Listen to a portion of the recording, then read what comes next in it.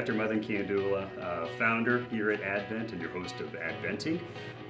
Thank you for watching or listening to us again. I'm here with Dr. Ethan Handler. How are you doing? I'm doing well. Excited to dress up today. Yes, in clothes. Ditch the pants. scrubs in pants, yes. Not pantsless like the last episode. We will have no pantsless episodes moving forward. We've been corrected by HR to never ever do pantsless again. Or the pee metaphor. No, Yeah. no bodily fluids. Yeah. No lacking. Well, that's a double negative. Yeah, we always will be clothed fully. From here, you have my promise to your dear viewers and listeners. So this episode will be PG. Or G. G. Yeah. Fair enough. If they even make G movies anymore. So, speaking of movies or shows, any good views here in pandemic lockdown, crazy world? Yeah, I mean, wife and I have watched a few, but one new one that we started watching was Avenue 5. You heard of that one? No. So it's the same writers that did Veep, which we also found just hilarious. Okay. More just kind of, we needed some comedy in this time of the great pandemic. But anyway, so Avenue 5 is like this space satire show, and the guy who was in House, I'm trying to remember his name, the British actor. Oh yeah. So he's the captain of the ship, and then Josh Gad is like the commercial founder, billionaire that like created this like cruise line through space, and it is hilarious. Like it's legitimately. What's it on? Do you know? It's on HBO. Oh yeah. Yeah, it's funny. It's worth checking out. Never ever heard of this. You watch like 2 episodes, and it's just it's good. And Okay. Josh Gad is a talented. Who's guy. Josh Gad? I know So the Josh name. Gad. So What is he's he? What's Olaf in Frozen. Oh, that's right. Okay, but then he Okay. was also on Broadway, and he was in the original Book of Mormon. He was like one of the elders, gotcha. you know, and just a talented singer. And Wait, there's not singing in this though, right? No. Thank God. Okay, I can't do singing. no, there's no Olaf singing in this, but No. he plays just a eccentric kind of. I mean, what you would imagine a billionaire in like 200 years from now Oh, yeah? would be like. Nice. It's funny. Yeah, Anyway, I you? can't think of, there's something I just watched, but I can't think of it. I mean, we talked about Last Dance, I guess, theoretically, I watched that. Yeah, This it's is on Netflix now.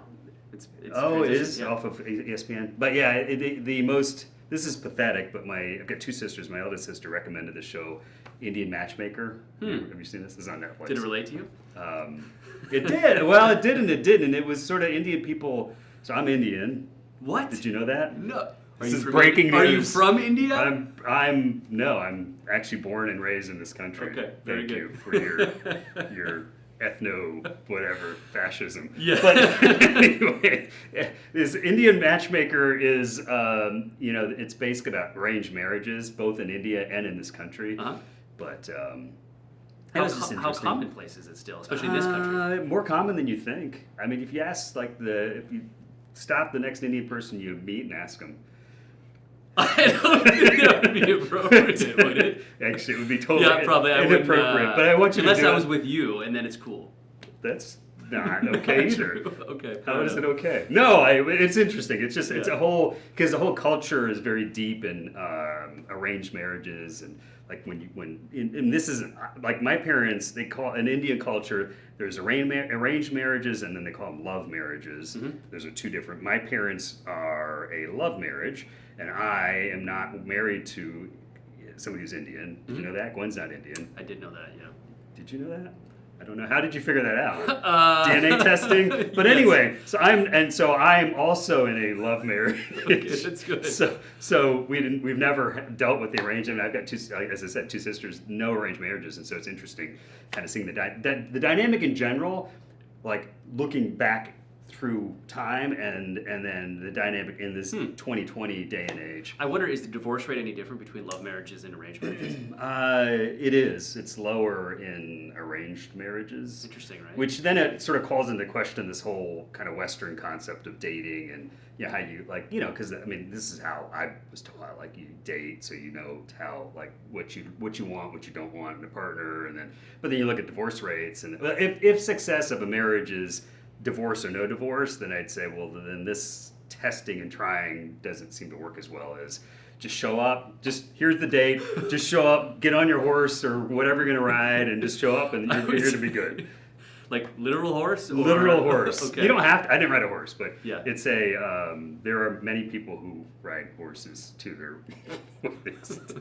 No, look, one of my best friends in college. So he married. I mean, she's also born in, the United States, but her name's Diksha. And he's Justin, and he's, Caucasian, tall, goofy white guy, and Diksha. And so they had kind of a traditional marriage, traditional Western culture marriage, and then they did the Indian ceremony right after. And it was pretty cool to kind of see both cultures blended. But How many horses? I don't think a horse could hold him. He's like 6'6", pretty big.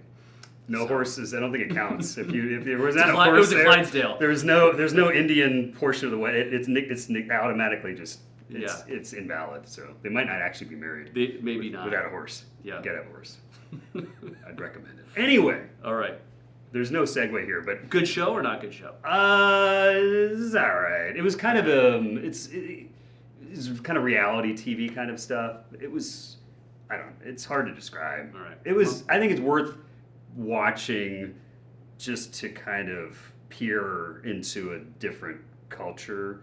It's kind of that, because it was foreign for me even watching it, even though I'm Indian. But I'm just saying, like, I never really dealt with any of that stuff, and it's kind of just interesting, I thought. So, All right. worth I guess maybe worth a view.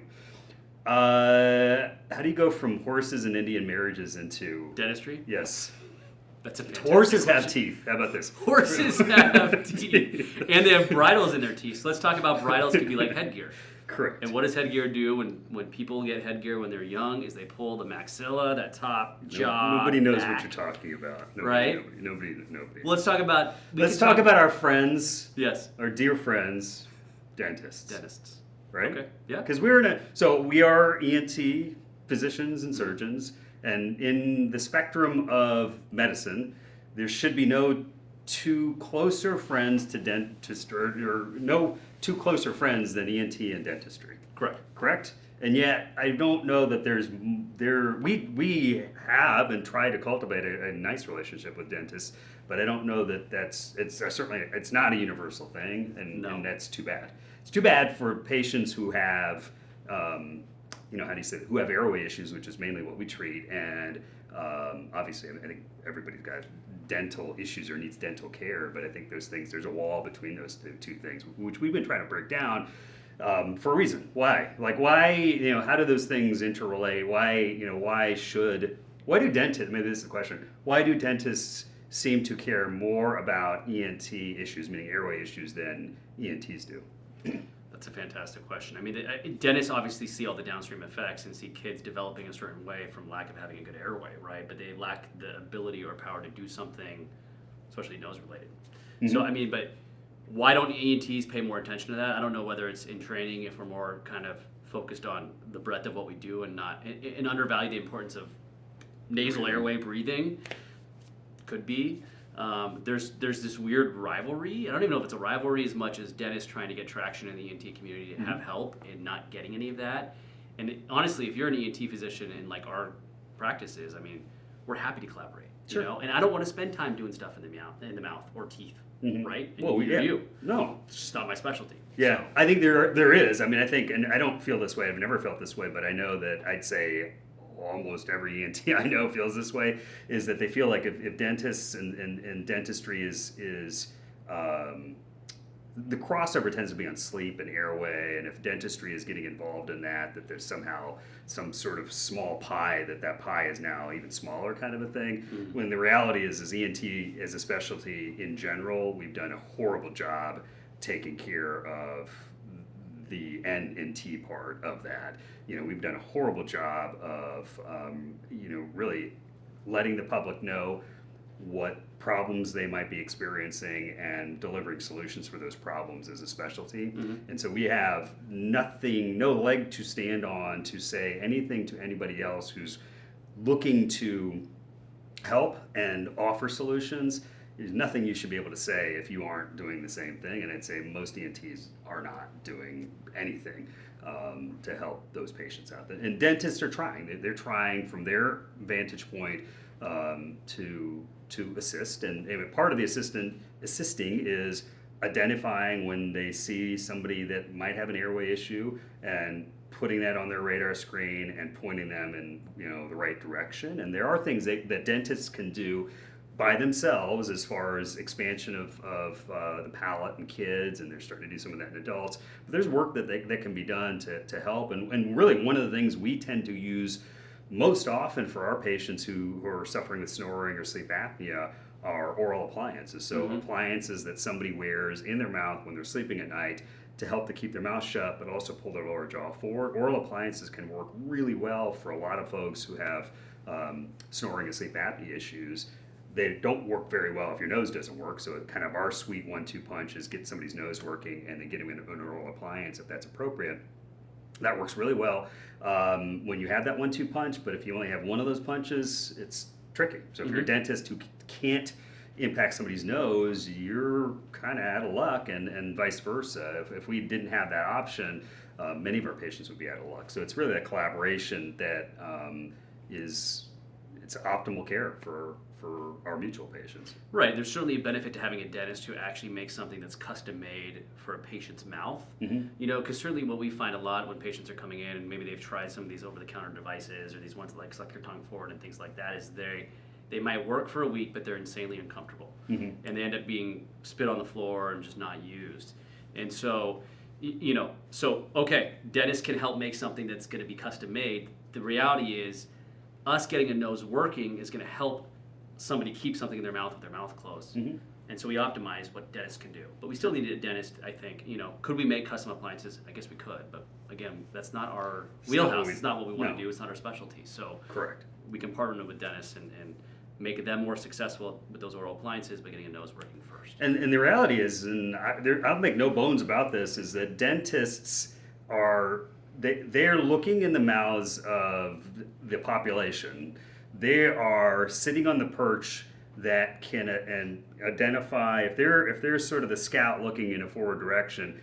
They can, especially if they with a little bit of extra training or interest, they can generally, like if you're staring down somebody's throat, you can point to, hey, this might be a problem, hey, this might not. And certainly, and they'll deal, and a lot of people, most people who have sleep apnea issues will also have some dental and or TMJ issues that are, they're actually a combined issue.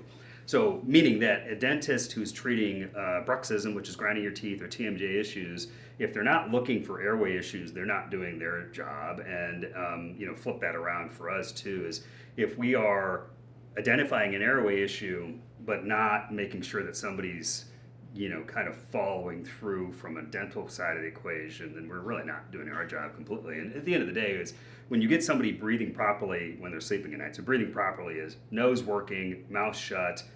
That's what you should be doing. If you're doing that and you have any underlying TMJ potential or bruxism potential, it may not impact that, but it likely will minimize that to whatever extent is possible. And so it's sort of like this combined approach, but the unfortunate reality, we do work closely with dentists, and we've got a dentist that is on site with us, and so we're used to that, and we're thankful for having that resource, but that's the exception to the rule rather than the rule itself. Most dentists are sitting in a silo by themselves, and they can do and try to do whatever they can do to help these patients, but they do need the assistance of ENT a decent amount of time. And I'd say on the flip side, I don't know, I think our specialty, I don't even think we have our eye on the ball at all, but if for those ENTs that do have their eye on the ball, then they too need a friend on the other side of this stupid fence that's been built up over time to help out. And so I think from a patient standpoint, when we can deliver the best for our patients is when we can really freely collaborate. And I think there are patients that their noses may be fine, and then maybe it's just really let's get them in an appliance if they have that issue, and that's wonderful. But I think when you're sitting on one side of that wall or the other, that's a bad place to be when you're trying to get somebody a solution. I mean, it just doesn't help anybody. But that's the norm. The norm is just on this walled off partition. Yeah, no, it's unfortunate, but I think that again, it comes down to collaboration. and doing what's best for patients. I mean, sleep apnea is a multidisciplinary issue. It starts with the nose that works, and then it kind of goes from there. Yep. I think, as head and neck surgeons, we are positioned to be the gatekeepers for sleep apnea, and we should be, but we need to collaborate. Yeah, absolutely. Within the community. Yeah, I think, I mean, even that statement, I think the just looking around on social media and just in the world in general, I don't know that I've heard an ENT, I mean, we say it all the time, so we kind of get sick of each other saying this and admit saying it, generally speaking, but I've not actually, I don't know if I've ever heard another ENT practice say that clearly with conviction, and I've heard hundreds of dentists say that, which is talking about the importance of nasal airway and the importance of breathing through your nose and how paramount that is to everything down the line. ENTs, for whatever reason, and I think, I guess, well, maybe I'll dwell or kind of touch on that, is I guess I know why. I know why is because in my training, we never, ever talked about it. We just never did. We just sort of like assumed, like, oh, somebody's got a deviated septum, that's a problem. They'll let us know, like the person with a deviated septum is supposed to magically know that, hey, I'm not breathing like I should.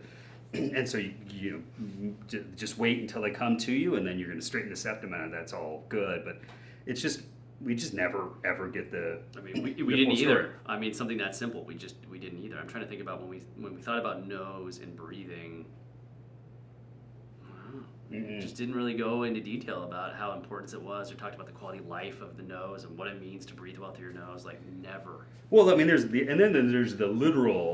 impact both ways, meaning that and this tends to be a kid growing up who can't breathe through his nose or her nose, they drop their mouth open, so they're mouth breathing. What happens when you're mouth breathing is your dentition doesn't form normally, and so when your mouth is open, your tongue is not sitting where it's supposed to sit, and so your jaws that should be pushed forward and basically open and out are sitting there and kind of getting tucked back further and further, and that literally strangles you. So most of our patients most of our adult patients who we treat for sleep apnea have had airway issues their whole life, and that airway was likely a nose that wasn't working when they were a kid that led them to jaws that are too small, that led them to those jaws strangling them when they're trying to sleep at night.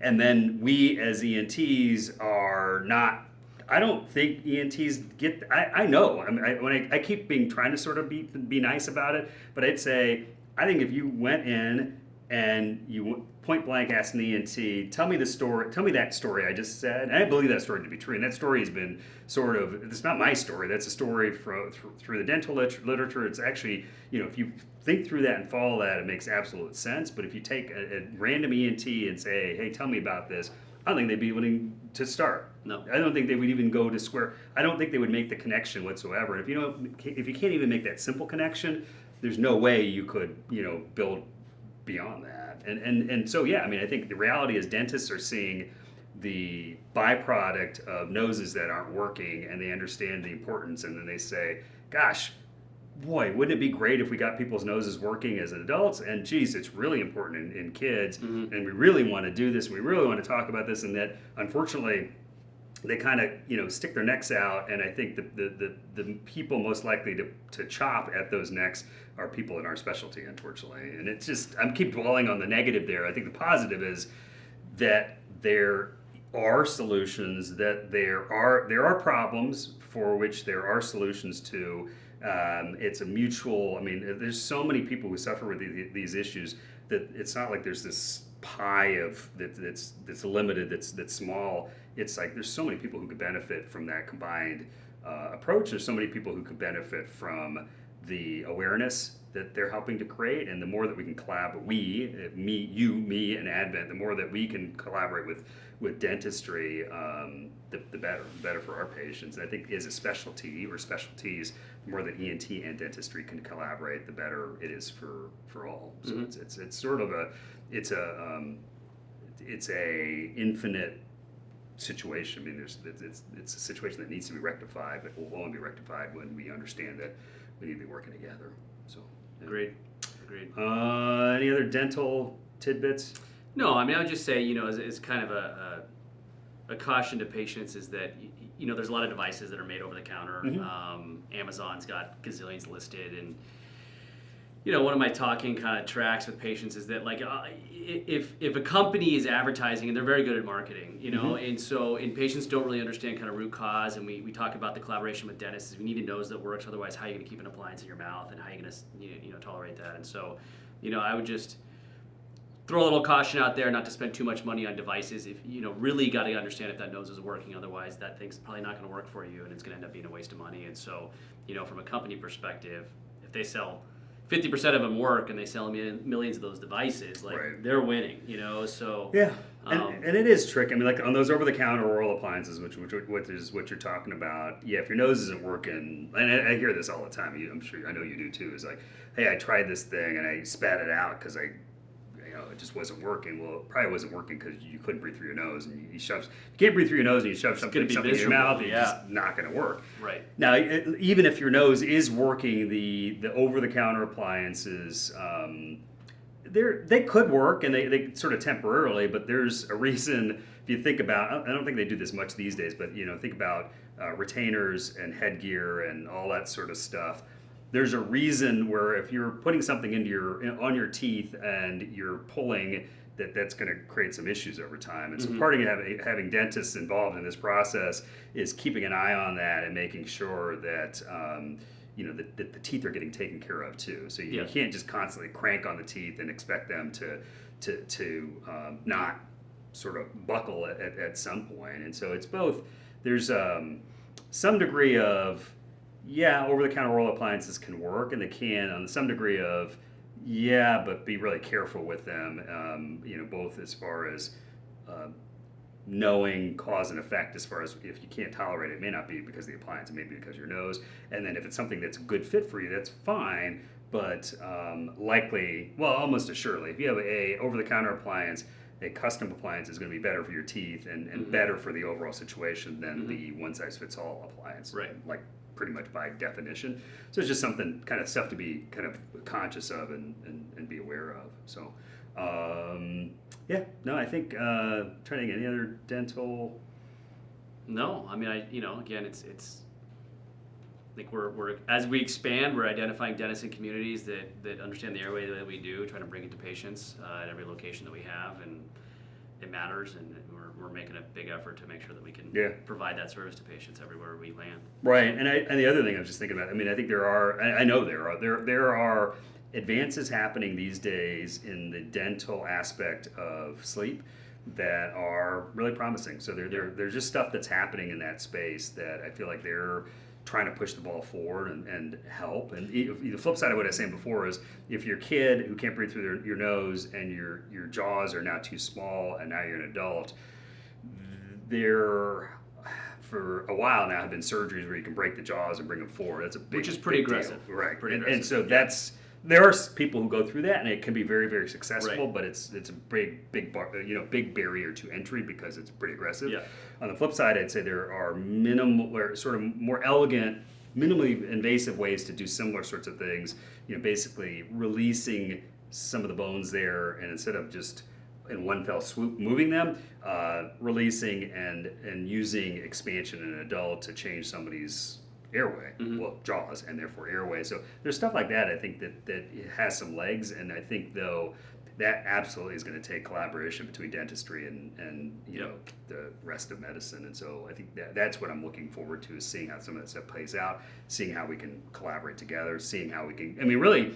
The solutions that exist today, they're fine, but we're always looking for better solutions on all fronts. And I'd say this is an area where I'm fully expecting, and as the next few years roll by, that we're going to have new options for our patients, and we want those. And so we want to do everything we can to kind of help to facilitate that. So, Yep, absolutely. So, I mean, I think more to come down the road on the dentistry topic. I mean, and really, I get an odd shout-out today. We try to do a shout-out, and it's usually a positive one. My shout-out today is sort of, shout-out to the land and the people of Lebanon and Beirut. And you saw what happened there? Crazy. Devastating explosion, which happens to be about the 75th anniversary from the, Hiroshima and Nagasaki. So it actually, when I saw the video, it looked, was a mushroom cloud. I mean, when I heard about it and then the video showed like how big that explosion, like did not in my mind reconcile what I thought. Like okay, like something exploded, and then you see that and you're like, yeah. It's something. I guess the reason I'm saying it's an odd shout out is because for those that don't know, but it's Lebanon and Beirut have been through decades of this at this point of war, of corruption, of this was an accident, it sounds like, but bombings as a result of the war, terrorism, coronavirus, all this sort of stuff that's been going on and on and on. And I'd say this is probably about as sad of a moment in time as there probably can be in one place. But I would say they're in this desert, in this place that lacks hope, that things will, green will grow out in the desert. And the reason I'm saying this, and I'm thinking back to Hiroshima specifically, is I took my family and we went to there last year, and it's a vibrant city at this point. I don't know if Americans think about that, because I think you think about the bomb, and you think about what happened then, and I don't think people think, but it's a thriving city at this point. And looking at the video and picture from what happened back then, I don't know that anybody would have thought anything would have been possible. And I'd say looking at some of the pictures and videos coming out of Beirut today, I'd say, yeah, you see the devastation. Yeah. When I see that, I don't even know, like, even to me, my simple mind is like, where do you even start to clean up? Or rebuild. Rebuild. Like, where does one even start? And I'd say, well, probably one shovel and one, you know what I mean? Like, and miraculously, if that one little step over time can, really make a big difference. Yeah. So anyway, our thoughts are with you, and the future will be here probably before we know it. So that's all I got. Anything on your end? No, that's Nothing a wrap. too much. Okay, so really, that's all we got. If you are watching us, give us a like or a comment if you find the time, and keep watching, keep subscribing for those that haven't, and for those who have, we thank you, and we will catch up with you next time. Take care. See you next time.